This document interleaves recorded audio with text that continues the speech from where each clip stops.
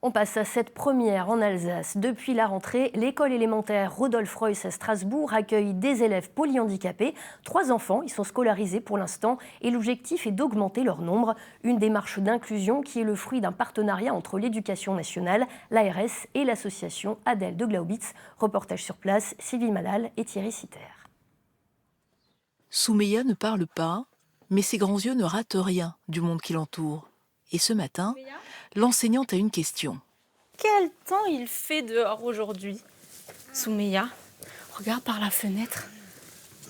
Des nuages ou de la pluie? Des nuages. Je suis d'accord avec toi. Super. Aux côtés de Clémence, l'enseignante, il y a toujours Caroline, l'éducatrice spécialisée qui veille à ce que les exercices ne mettent jamais les enfants en difficulté.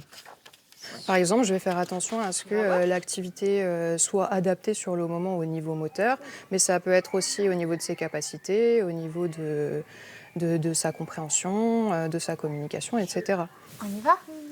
On va rejoindre Soumeya? Allez, viens. Aujourd'hui, 3 enfants bénéficient de ce dispositif, mais ils seront bientôt 6 et plus tard une dizaine. Tout a été minutieusement conçu. De l'eau gélifiée pour éviter les problèmes de déglutition ou encore une salle de soins juste à côté avec des lits et du matériel adapté à chaque enfant. C'est le résultat d'un partenariat entre l'éducation nationale et l'association Adèle de Glaubitz. L'association Adèle de Glaubitz, en fait, a pour mission d'accompagner ces enfants polyhandicapés. Nous avons un accueil de jour, nous avons un accueil d'hébergement, nous avons un accueil de répit et aujourd'hui nous avons cette UEP qui fait continuité avec les besoins en fait, de nos enfants qui sont en situation de polyhandicap.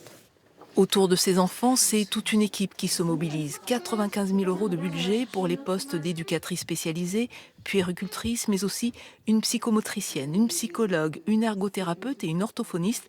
Sans oublier bien sûr Clémence, l'enseignante, qui s'épanouit dans cette classe. Moi, ça me permet déjà de remettre en question ma pratique et de voir qu'il n'y a pas une forme d'enseignement, mais que l'enseignement doit être adapté à chaque enfant pour leur permettre d'apprendre.